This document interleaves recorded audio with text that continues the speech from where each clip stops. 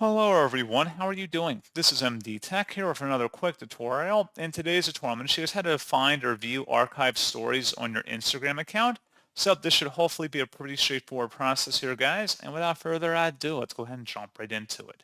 So all you have to do is select your profile icon in the bottom right corner to open up your profile page, and then select the hamburger icon in the top right corner to open up settings. Underneath first is how you use Instagram. Select the archive button.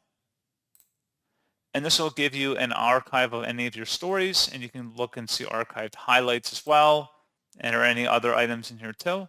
So pretty straightforward process on that, guys, on how to do that. And as always, thank you for watching. I do hope that I was able to help you out, and I do look forward to catching you all in the next tutorial. Goodbye.